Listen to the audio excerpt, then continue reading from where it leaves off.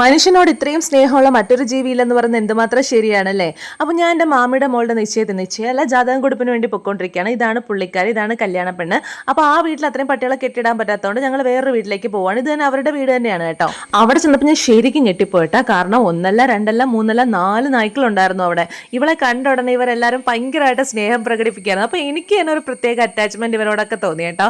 ഞാൻ സാധാരണ എങ്ങനെ നായ്ക്കളോട് വലിയ അറ്റാച്ച്മെന്റ് കാണിക്കാത്ത ഒരാളാണ്, പക്ഷേ ഒരു പെറ്റ് എനിക്കൂടെ ആകാതെ തോന്നി കേട്ടോ. ഇതെല്ലാം അവളുടെ പെറ്റാണ്. അവളെല്ലാം ഇതിനെ ഭയങ്കര കാര്യമായിട്ടാണ് നോക്കുന്നത്.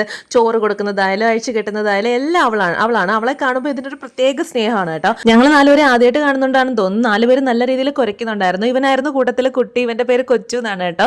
ഇവൻ ഞാനോട് പെട്ടെന്ന് ഇണങ്ങി കേട്ടോ. എനിക്ക് ഭയങ്കരമായിട്ട് ഇഷ്ടപ്പെട്ടു ഇവനെ. നമ്മുടെ സ്മെല്ല് കൊടുത്ത ഈ പട്ടികൾ നമ്മളോട് പെട്ടെന്ന് ഇണങ്ങും എന്ന് പറയുന്നത് സത്യമാണ് കേട്ടോ. ഞാൻ തൊട്ടതിന് ശേഷം പാറൂനും തൊടണം, അവളും തൊട്ടു. നല്ല ഭംഗിയായിരുന്നു. എനിക്ക് എന്തായാലും ഒരു പെറ്റ് വേണമെന്ന് ഞാൻ ഇതിന് തീരുമാനിച്ചു. അപ്പം വീഡിയോ ഇഷ്ടപ്പെട്ട ലൈക്ക് ചെയ്യുക, സബ്സ്ക്രൈബ് ചെയ്യുക. ടാറ്റാ. നിങ്ങളുടെ നായുടെ പേരുടെ ഒന്ന് കമന്റ് ചെയ്യണം.